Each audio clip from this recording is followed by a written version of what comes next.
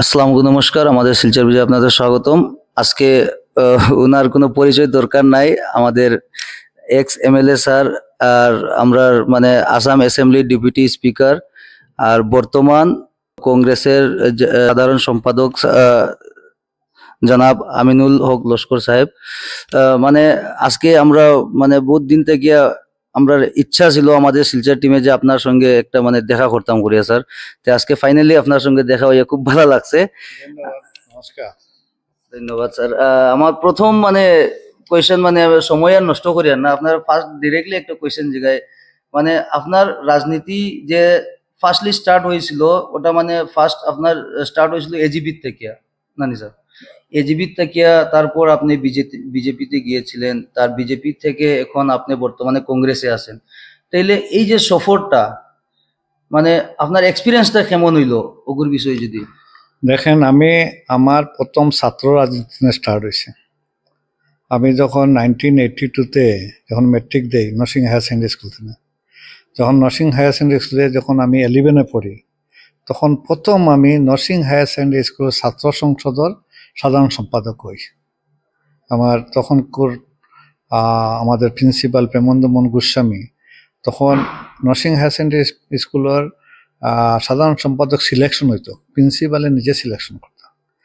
এই 82 Narsingh higher secondary school থেকে ছাত্র রাজনীতি আমার শুরু হয়েছে। এরপরে হায়ার সেকেন্ডারি পাশ করিয়া যখন আমি খাসার কলেজে যাই, খাসার কলেজে যাওয়ার পরে আমি 1984-এ আমি খাসার কলেজে ছাত্র সংসদের অ্যাথলেটিক্স সেক্রেটারি হই, ইলেক্টেড। তখন আমি ইন্ডিপেন্ডেন্ট এনএসইউআই সমর্থিত 84-এ। এরপরে 85-এ আসামও এজিবি আসাম গণ পরিষদের সরকার হইল। হওয়ার পরে 86-এ আশুর একটা দল, অল আসাম স্টুডেন্ট ইউনিয়নের একটা দল অরুণ শর্মার নেতৃত্বে বরাক উপত্যকার সফরে আইছে। তখন তার সঙ্গে সাক্ষাৎ হয়েছে। এরপরে আমি আশু জয়েন করি 1986-এ। আশুর ফার্স্ট কমিটিতে, বরাক উপত্যকার ফার্স্ট কমিটি যেটা শিলচরের যেটা convener committee, convener committee joint convener আসলাম আমি এবং আমার বন্ধু অমল সিং। এরপরে দীর্ঘ 10 বছর 85 থেকে 95 পর্যন্ত, 86 থেকে 95 পর্যন্ত দীর্ঘ 9 বছর আমি ছাত্র রাজনীতি করছি। আশুর বিভিন্ন পদে আসলাম, ডিস্ট্রিক্টের সাধারণ সম্পাদক, ডিস্ট্রিক্টের সভাপতি, মানে বরাক উপত্যকার কনভেনার কমিটির কনভেনার, উপদেষ্টা, বিভিন্ন পদে আসলাম। এমনকি আশুর সেন্ট্রাল এক্সিকিউটিভও আমি সদস্য আসলাম। এরপরে 1995-ও আমি প্রথম রাজনৈতিক দলে জয়েন করি, অসম গণ পরিষদ। তখন অসম গণ পরিষদের সভাপতি প্রফুল্ল মন্ত ছিল। তখন প্রফুল্ল মন্তর গান্ধীবাগে আমার জয়নিং প্রোগ্রামে উনি আসছিলেন। ওই সময় আমি প্রায় 700 জন আমার ছাত্র বন্ধু যারা আমার সমর্থক, এদেরকে নিয়ে আমি অসম গণ পরিষদে আমি জয়েন করি। 5 বছর থেকে 1995 থেকে 2001 পর্যন্ত আমি অসম গণ পরিষদের বিভিন্ন পদে আসলাম। অসম গণ পরিষদের যুব সংগঠন যেটা, এটার জন্মদাতা আমি। অসম গণ পরিষদ যুব সংগঠন যেটা যুব পরিষদ, এটা এখান থেকে বরাক উপত্যকার থেকে আমি এই সংগঠনের জন্ম দিয়েছি, ফাউন্ডার প্রেসিডেন্ট ছিলাম। এরপরে 2001-এ অসম এজিপি আর বিজেপির অ্যালায়েন্স ক্যান্ডিডেট আমি শুনাইতেছিলাম। ফার্স্ট আমার রাজনীতির এজ এ ক্যান্ডিডেট হিসাবে প্রথম 2001-ও আমি শুনাইতে এজিপির প্রার্থী ছিলাম। বিজেপির সঙ্গে অ্যালায়েন্স ছিল, কেন্দ্রে বিজেপি ছিল, এজিপি রাজ্যে ছিল। ইলেকশন খেলেছি, ইলেকশনও হেরে গেছি। এরপরে 2006-এও আমি আরও একবার এজিপি প্রগতিশীল, যেটা এজিপি দুই পার্টে বিভক্ত হয়ে গেছিল, একটা বৃন্দাবন গোস্বামীর এজিপি, একটা প্রফুল্ল মন্ত গোস্বামীর এজিপি। প্রফুল্ল মন্তর যেটা এজিপি, ওই এজিপিতে আমি 2006-এ একবার নির্বাচনে প্রতিদ্বন্দ্বিতা করেছি শুনাইতে, ওই সময় হেরে গেছি। এরপরে দীর্ঘদিন এজিপির সঙ্গে সম্পর্ক ছিল।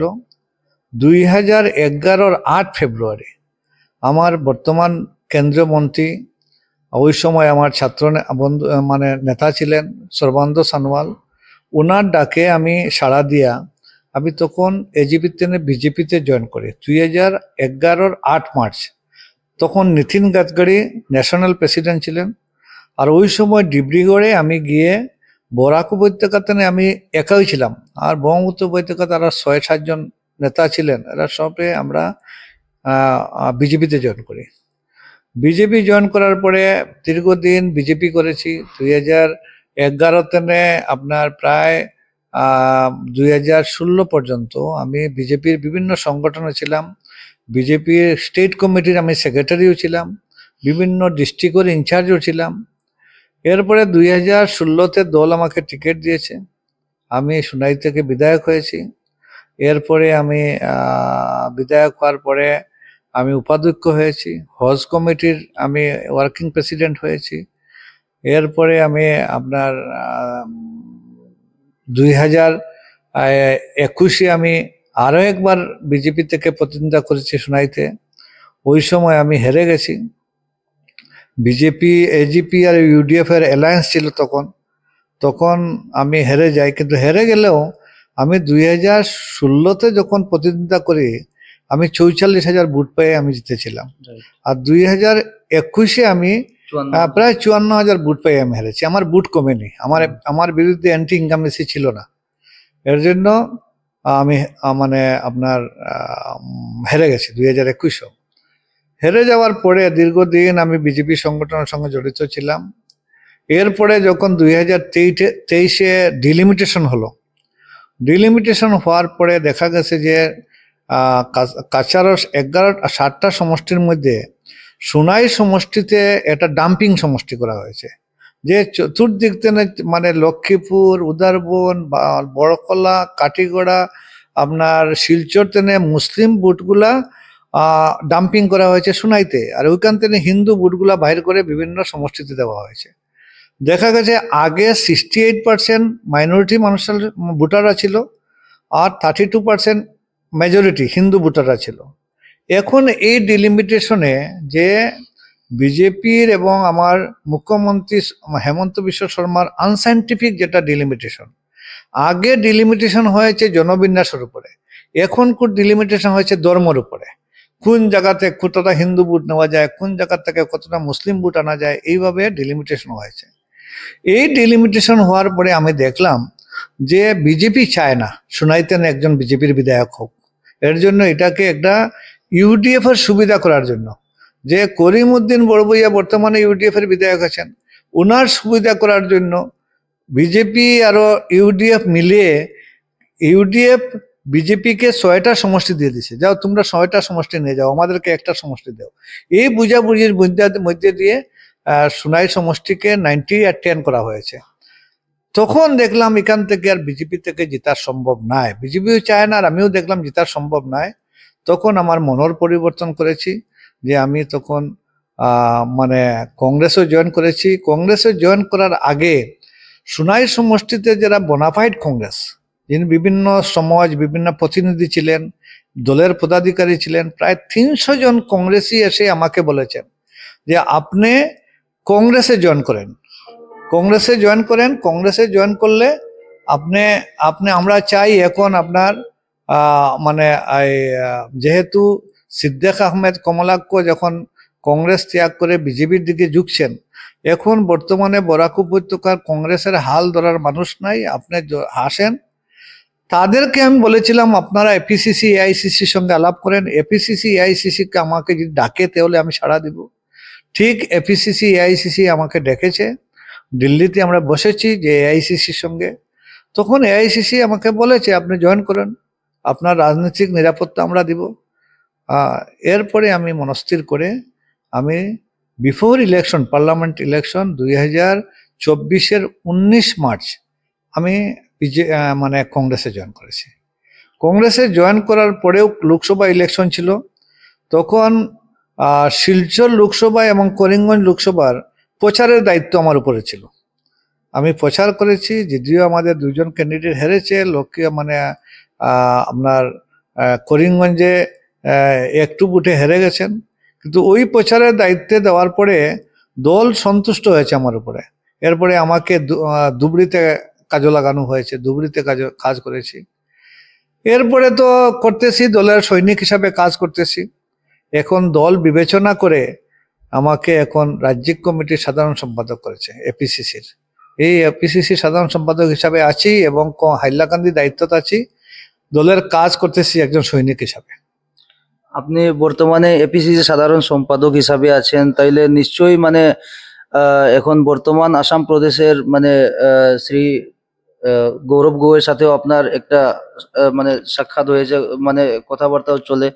তে আপনার কি লাগে সুনাই সমষ্টিতে এই যে 26-এ যে ইলেকশন আসতেছে, ওখানে কংগ্রেসের মানে কিরকম মানে ভোটের কাজটা হবে? বর্তমান যে সিচুয়েশন মানে আমরা সুনাই সমষ্টিতে চলে যে এক দুই মানে এদিকে একটু কথা ওদিকে একটু কথা মানে চলতেছে যা নিউজে, এর বিষয়ে মানে উপর থেকে কোনো কিছু আপনাদের? দেখেন, গত লোকসভা নির্বাচনে কংগ্রেসের প্রার্থী সূর্যকান্ত সরকার ছিলেন। এই ঠিক এখন যেভাবে লোকসভা ইলেকশনে এইভাবে ছিল, কিছু কংগ্রেসি যারা পদাধিকারী এরাও বিরোধিতা করেছিলেন। এরপরেও কংগ্রেসের প্রার্থী সূর্যকান্ত সরকার 94,000 ভোট পেয়েছেন। আর বিজেপির যিনি প্রার্থী ছিলেন উনি 44,000 ভোট পেয়েছেন। আর কিছু কংগ্রেসিরা তৃণমূল করেছেন, তৃণমূলের প্রার্থী রাধেশ্যাম বিশ্বাসের সমর্থন করেছেন।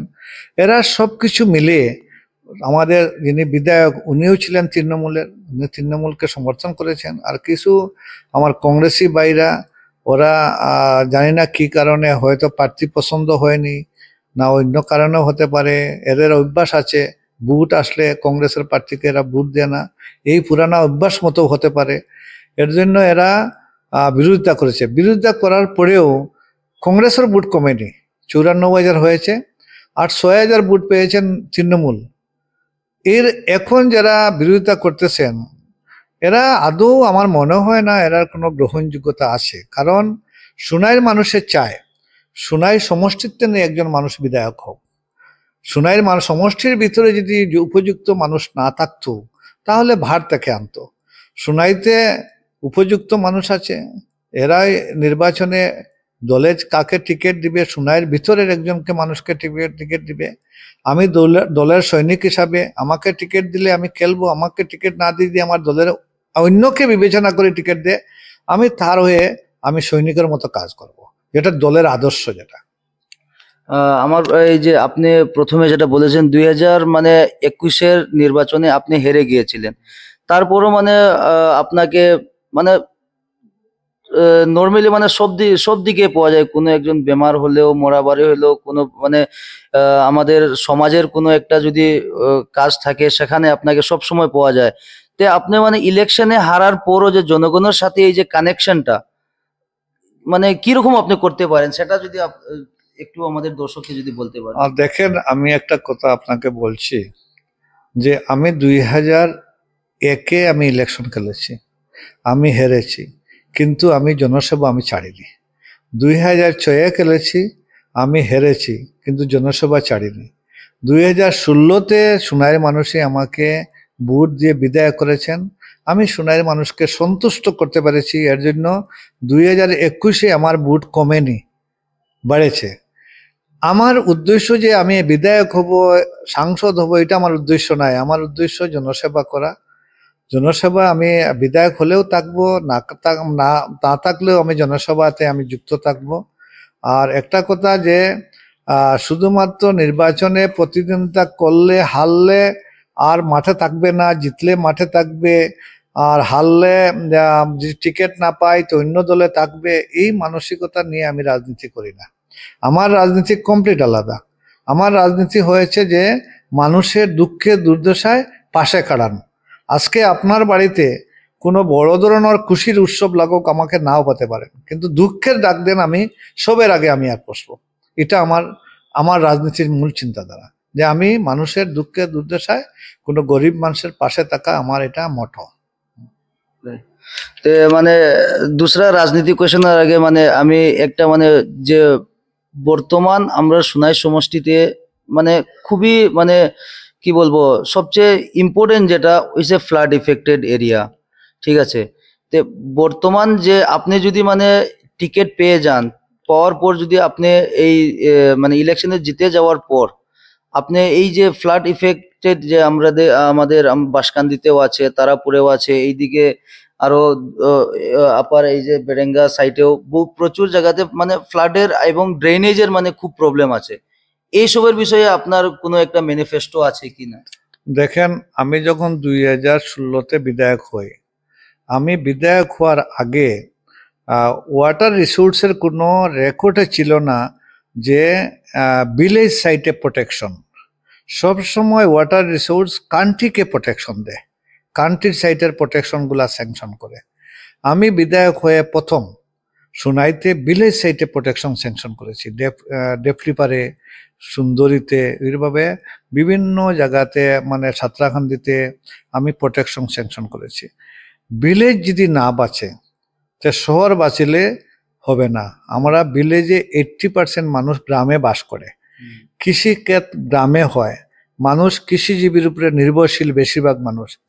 আমার চিন্তাধারা হয়েছে যেগুলা নদী আছে, উপনদী আছে, এর সাইডে যেগুলা ইএনডি ডাইক আছে, ওগুলাকে সাইন্টিফিকভাবে তৈরি করা, যেখানে প্রোটেকশন দরকার আছে সেখানে প্রোটেকশন দেওয়া। দীর্ঘদিন থেকে আমরা এই যে বরাকের যেগুলা ইরেশন, চিরি নদীর ইরেকশন, মানে আপনার আমজুর নদীর ইরেশন, এই ছোট ছোট নদীর ইরেশন গুলাতে প্রোটেকশন হয় না। এদের ইএনডি ডাইকগুলা ভেঙে যায়, জল ঢুকে যায়, ক্ষেতের জমি নষ্ট হয়, মানুষ মানে ফ্লাডের সময় খুব কষ্ট করে। এর জন্য আমার চিন্তাধারা থাকবে যে যতটা ছোট নদী আছে, উপনদী আছে, যেগুলা রুট কাম ডাইক আছে, যেগুলা বাঁধ আছে, সবটাকে রুট কাম ডাইক করব। আর সঙ্গে সঙ্গে ভিলেজ সাইডে যেখানে ভার্নারেবল এরিয়া আছে, যেখানে বেশি মানে প্রোটেকশনের দরকার, খুবই দরকার, ওইগুলা প্রোটেকশন স্যাংশন করে ব্রহ্মপুত্র উপত্যকায় ব্রহ্মপুত্র নদীকে যেভাবে প্রোটেকশনের জন্য পর্যাপ্ত পরিমাণে ফান্ড দেওয়া হয়, আমি চাবো যাতে বরাক নদী এবং বরাকের উপনদীগুলাকে প্রোটেকশন দেওয়াতে যাতে সম আকারে সমভাবে যাতে গুরুত্ব দেয় সরকারে, এই চিন্তাধারা, এই আওয়াজটা আমার থাকবে। মানে এটা হলো রাজনীতি, সেটা মানে আমি আরো প্রশ্ন করব মানে সাথে সাথে আমার মানে নিজে স্যার, আমি একটা আমার অত বয়সও হয়নি, তারপর আপনার একটা ইন্টারভিউ নিয়েছি, মানে আমার খুবই গর্বের কথা। আমি নর্মালি জানতে চাই যে আপনার কলেজ লাইফে খেলাধুলা আপনি কেমন করতেন, বা মুভিজ এইসব মানে কোনো এনজয়মেন্ট? আমি মুভিজের মধ্যে আমার কোনো ইন্টারেস্ট নাই, আমি খেলাধুলা করতাম। এক সময় নরসিং হায়ার সেকেন্ডারি স্কুল টাইমে আমি খেলেছি, খেলাধুলা করতাম, ফুটবল খেলতাম, কাবাডি খেলতাম, ছোট ছোট খেলতাম, কিন্তু ভালো প্লেয়ার ছিলাম না, কিন্তু খেলতাম। মানে কোনো একটা নির্দিষ্ট ইয়াদ যে এই খেলাতে আমি মানে আছে না যে আপনার একটা মেমোরি যে ফ্রেন্ডস এর সঙ্গে কিছু একটা আমাদের দর্শকদের না, আমি কি হয়েছে যখন আমরা খেলতাম, যখন আমার বয়স ধরেন আপনার 18-19 বছর, 20 বছর, যখন আমি হায়ার সেকেন্ডারি স্কুলে পড়তাম কিংবা বিএসসিতে প্রথম ফার্স্ট ইয়ারে আছি, তখন আমরা ফুটবল খেলতাম। আমাদের গ্রামীণ টিম ছিল, গ্রামীণ আমাদেরকে হায়ার করা হতো, আমরা হায়ার হিসাবে যেতাম। আমি আপনার অনেক ফিল্ডে খেলেছি, আপনার এইদিকে হরিনগর থেকে শুরু করে লাবক, হরিনগর, পয়লাপুর, এগুলা ফিল্ডে খেলেছি, রানীঘাটের ফিল্ডে খেলেছি। তখন আমাদের কি করা হতো, আমাদেরকে হায়ার করে নেওয়া হতো, আমাদের একটা খেলাতে আমাদেরকে 25 টাকা দেওয়া হতো। এই 25 টাকা আর গাড়ি যাওয়া আসা থাকতো, এটাতে নিয়ে আমরা বহুত এনজয় করতাম, বহুত খুশি থাকতাম। সেটা এইরকম অনেকটা আছে, অনেক ঘটনা আছে, খেলেছি। আচ্ছা, মানে আপনার মানে থাকতে পারে, জানা থাকতে পারে যে আমাদের বাঁশকান্দিতেও একটা মাঠ আছে, আইনুদ্দিন ফিল্ড বলে, ওখানেও মানে প্রচুর লোক মানে মানে খেলাধুলা করে, কিন্তু প্রপারলি কোনো মানে ইনফ্রাস্ট্রাকচার গুলো কম আছে। এতে আপনি যদি মানে এই যে 2026-এ যদি জিতে যান, বাঁশকান্দির দর্শকের জন্য বা আমাদের শিলচরের দর্শকের জন্য কিছু একটা যদি খুশির খবর, এই ফিল্ডের বিষয়ে কিছু একটা যদি আপনি করতে পারেন। দেখেন, সরকারে খেলো ইন্ডিয়া একটা ন্যাশনাল প্রজেক্ট আছে। খেলো ইন্ডিয়া থেকে প্রত্যেকটা সমষ্টিতে এক একটা ফিল্ড দিয়েছে, মানে মিনি স্টেডিয়াম, কিন্তু আমাদের সোনাইতে একটাও মিনি স্টেডিয়াম হয়নি। যে আমি দেখেছি আপনার আইনুদ্দিন যেটা প্লেগ্রাউন্ড, যেটা উনি জমিন দান করেছেন, খুব সুন্দর জায়গা, অনেক জায়গা দিয়েছেন, আজকে অনেকটা জায়গা মানুষ দখলও করেছে, এইভাবে শুনেছি। আমি যদি আপনাদের দোয়ায়, জনসাধারণের আশীর্বাদে আমি যদি বিধায়ক হই, তো এই অঞ্চলের জন্য বাঁশকান্দি মানে পূর্ব শিলচর যেটাকে বলা হয়, যে বাঁশকান্দি, লক্ষ্মীপুর, নেরগাম, বাগপুর এই এলাকার জন্য এখানে একটা মিনি স্টেডিয়াম আমি আমার প্রথম ফার্স্ট কাজ থাকবো এটা, যে একটা মিনি স্টেডিয়াম নির্মাণ করবো। এটা মানে খুবই মানে বহুত প্রচুর একটা যদি ফিল্ড থাকে তাহলে মানে ছেলেমেয়েরা এখানে রান থেকে আমরা দৌড়াতে পারে। আর পুলিশের কিংবা আর্মির কিংবা বিভিন্ন ফোর্সের ট্রেনিং এর সময় মানে এগুলা কি হয়, তারা এগুলা দেখে, ওয়াকিং টেস্টগুলা লয়। তখন আমাদের ছেলেমেয়েরা যদি একটা ফিল্ড থাকে, এখানে গিয়ে তারা মানে এগুলা দৌড়ঝাঁপ করতে পারবে, রেডি হতে পারবে, প্রিপারেশন নিতে পারবে। এটা ফিল্ড না থাকলে রাস্তাত গিয়ে দৌড়ঝাঁপ করাটা একটু অসম্ভব হয়।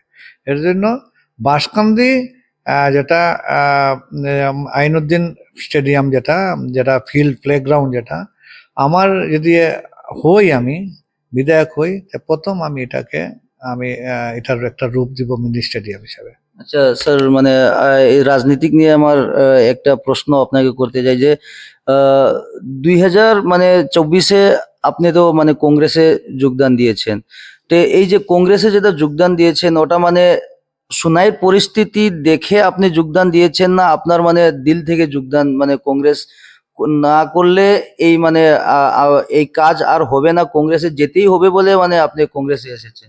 দেখেন, এক তো হয়েছে ডিলিমিটেশন, আর একটা হয়েছে সুনাইয়ের যারা কংগ্রেসি মানুষ, আমি আগেও বলেছি, সুনাইয়ের যারা কংগ্রেসি বিভিন্ন পদাধিকারী, বিভিন্ন জনপ্রতিনিধি, এরা আমাকে রিকোয়েস্ট করেছে যে আপনি কংগ্রেসে আসেন, কংগ্রেসে আসে কংগ্রেসের নেতৃত্ব লন। এদের কথায় সাড়া দিয়ে আমি কংগ্রেসে জয়েন করেছি। মানে আপনি আর একটা 2017-এ মানে আপনি এমএলএ ছিলেন, 2017 টু 2020, 16 টু 2021 ছিলেন, মানে এই পর্যায়ে মানে আপনি প্রথম মুসলমান ছিলেন মানে একজন এমএলএ হিসাবে। তো এই জার্নিটা আপনার মানে কিরকম ছিল? কারণ বিজেপিকে সাধারণত মানে একটা মুসলিমের মানে বাইরের দিকে দেখা হয়, তারপরও আপনি একজন মুসলমান হয়ে মানে এই বিজেপিতে ছিলেন পুরা, মানে আপনি তো বলে কি 2002 থেকে না, 11 থেকে, না 2011, হ্যাঁ 2011 থেকে আপনি মানে বিজেপির অ্যাক্টিভ কর্মী হিসাবে ছিলেন 2024 পর্যন্ত। তো এই যে 2016 থেকে 21-এ যে আপনি এজ এমএলএ তাও মানে মুসলমান এমএলএ হিসাবে আপনার সম্মান কিরকম পেতেন, বা আপনার এক্সপিরিয়েন্সটা কেমন ছিল এই যে বিজেপি দলের মধ্যে? দেখেন, আমি দুই ধরনের বিজেপি পেয়েছি। আপনারা বলবেন যে দুই ধরনের বিজেপি কিরকম? আমি এক ধরনের বিজেপি পেয়েছি যারা সেকুলার চিন্তাধারা আছে, যেমন অটল বিহারী বাজপেয়ী, আপনার সর্বানন্দ সোনোয়াল, গোবিন্দ পুরকায়স্থ, এদের বিজেপি হয়েছে অন্য ধরনের, যে সব ধর্মের মানুষকে সমানভাবে দেখা। এটা বিজেপি এটা রাজনৈতিক দল, ভারতীয় জনতা পার্টি হিসাবে এরা মানে ওইটাকে ওই হিসাবে ধরিয়ে নেয়। আর ওই সময় আমি বিজেপিতে জয়েন করেছি যখন স্বর্গীয় অটল বিহারী বাজপেয়ী ছিলেন। অটল বিহারী বাজপেয়ী এক সময় নরেন্দ্র মোদীকেও বলেছিলেন যে আপ রাজধর্ম পালন করিয়ে, মিডিয়ার মধ্যে যখন বলেছিলেন, যখন গুজরাটে রায়ট হয়েছিল 2002-এ, এরপরে যখন উনি বলেছিলেন অটল বিহারী বাজপেয়ী, তখন গুজরাটের মুখ্যমন্ত্রী ছিলেন নরেন্দ্র মোদী, বলছিলেন যে আপনি মনে করবেন না আপনি গুজরাটের হিন্দুদের মুখ্যমন্ত্রী, আপনি গুজরাটের জনসাধারণ মানুষের মুখ্যমন্ত্রী, আপ রাজধর্ম পালন করে। তো এইসব কথা কোয়া মানুষ আজকে সর্বানন্দ সোনোয়ালের মতো মানুষ, গোবিন্দ পুরকায়স্থর মতো মানুষ, গোবিন্দ পুরকায়স্থ এই বরাক উপত্যকা নাই, সমস্ত নর্থ ইস্টের বিজেপির প্রাণ পুরুষ, কিন্তু উনার মুখে কোনোদিন হিন্দু মুসলমানই শুনিনি আমরা। এখনকার যেটা বিজেপি, যেটা নরেন্দ্র মোদীর বিজেপি, অমিত শাহর বিজেপি, মানে হেমন্ত বিশ্ব শর্মার বিজেপি, দিলীপ সৈকার বিজেপি, ওদের একটাই কথা, হিন্দু আর মুসলমান। আমাদের মুখ্যমন্ত্রী সরাসরি বলেন যে আমাদের এখানে কোনো হিন্দু আর মুসলমান বাদে কোনো ভাইটাল ইস্যুই নেই, আমরা বিজেপির দল মানে সাম্প্রদায়িক দল। উনি নিজে বলেন সংবিধানের শপথ নিয়ে ওনার দলকে উনি সাম্প্রদায়িক দল বলেন। এইসব চিন্তাধারা যখন দলে ঢুকে গেছে, দেখলাম ওই দলে আর থাকা যায় না। এই ডিফারেন্সটা এসেছে তখন। এই বিজেপি, আগের বিজেপি এখনকার বিজেপির এই ডিফারেন্সটা। মানে বিজেপি থেকে আপনি নিজেই বিজেপিকে আপনি ছেড়ে এসেছেন না বিজেপি আপনাকে মানে? বিজেপি আমাকে ছেড়েনি।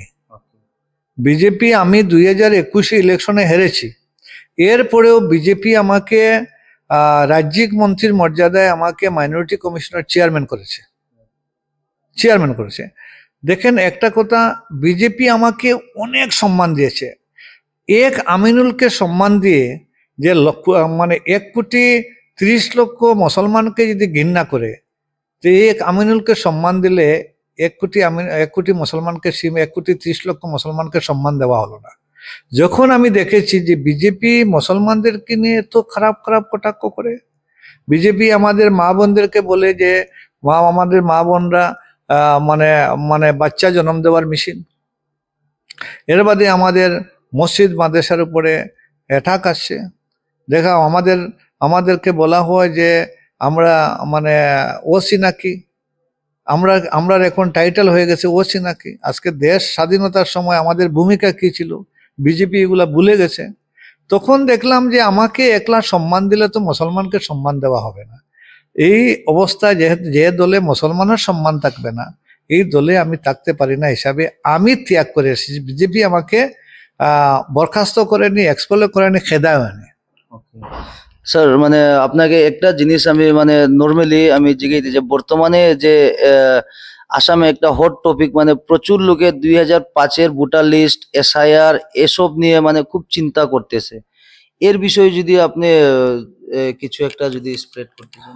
দেখেন, এসআইআরটা বিজেপি সরকারে নিয়ে এসেছে, ফার্স্ট পাইলট প্রজেক্ট হিসাবে বিহারে শুরু করেছিল। বিহারে শুরু করে প্রায় 65 লক্ষ বুথ ভোটার লিস্ট থেকে কেটেছে। এরপরে এটা পুরা এটাকে ধরা হয়েছে যে কিভাবে মানে 2005-এর ভোটার লিস্টকে হাতিয়ার করে যে কিছু সংখ্যক উদ্দেশ্যপ্রণোদিতভাবে বুথ কাটা হয়েছে, কিছু বুথ ইনক্লুড করা হয়েছে। এরপরে যখন আসামে করার জন্য সরকার একটা প্রস্তুতি নিয়েছে, আর কতটা ফলস্ফূর্ত হবে জানি না, আমরা সজাগ আছি। তথাপিও আমি বলছি যে আমরা যদি যারা ভোটার, আমরা যদি 2005-এর ভোটার লিস্টটা যদি আমরা প্রিজার্ভ করে রাখি, আমাদের কাছে রাখি, এবং 2005-এর আগেরও যদি ভোটার লিস্টগুলো রাখি, এরপরে যখন বিএলও আসবে এবং যারা সুপারভাইজাররা আসবে, তখন ভেরিফিকেশনের সময় যাতে আমরা যেগুলো পরিবারের সজাগ মানুষ যারা বুঝে, এরা বিএলওর সঙ্গে একসঙ্গে বসে যেটা ফর্ম ফিল আপ করবে যে আমাদের 2005-এর এই ভোটার লিস্টে আছে, আমাদের কারেন্ট ভোটার লিস্টে আছে, আমাদের এই অতজন ভ্যালিড ভোটার, এইগুলা ফিল আপ করে যেগুলা ডকুমেন্ট চেয়েছে সব মানুষের, আমাদের বরাক উপত্যকার বিশেষ করে কাছাড় জেলার প্রত্যেক ভোটারের হাতে এই 11টা ডকুমেন্ট আছে। কিন্তু আমরা অনেক সময় ঠিক ওই সময় খুঁজি যখন সুপারভাইজার এবং বিএলও আসবে, এগুলা পরে না খুঁজে আগে আমরা যদি রেডি রাখি, যখনও যেও আসুক না কেন আমরা ভ্যালিড ভোটার, আমাদেরকে কোনো অবস্থায় আমাদের ভোট কাটতে পারবে না। এর জন্য প্রত্যেক মানুষকে, প্রত্যেক ভোটারকে আমরা বলবো যে আপনারা সচেতন হন। সরকার, এই বিজেপি দল এবং সরকার চাবে যে কিভাবে মুসলমান ভোটকে কাটানো যায়। গত লোকসভা ইলেকশনে আমরা দেখেছি করিমগঞ্জে ইচ্ছাকৃতভাবে কিছু মুসলিম ভোট কাটা হয়েছে এবং কাছাড় জেলাতেও হয়েছে। এরপরে আমরা বহুত কারেকশনও করেছি, যাতে আগামীতে না হয় আমরা সজাগ থাকতে হবে। প্রত্যেক মানুষ যারা, যে একটা গ্রামে এক একজন শিক্ষিত মানুষ আছেন, আমি তাদেরকে বলবো, সচেতন নাগরিককে বলবো, যারা শিক্ষা দীক্ষায় কম আছেন তাদেরকে আপনারা সাহায্য করেন। আর বিশেষ করে দলের বিএলএ যারা আছে, প্রত্যেক দলের বিএলএ আছে, আমাদের কংগ্রেস দলের বিএলএ আছে, এই বিএলএ গুলায় আপনাদেরকে গাইড করবে, আপনারা গাইড নেবেন। আর এরপরেও আমরা আছি, যখন কোনো অসুবিধা হবে আপনারা বলবেন।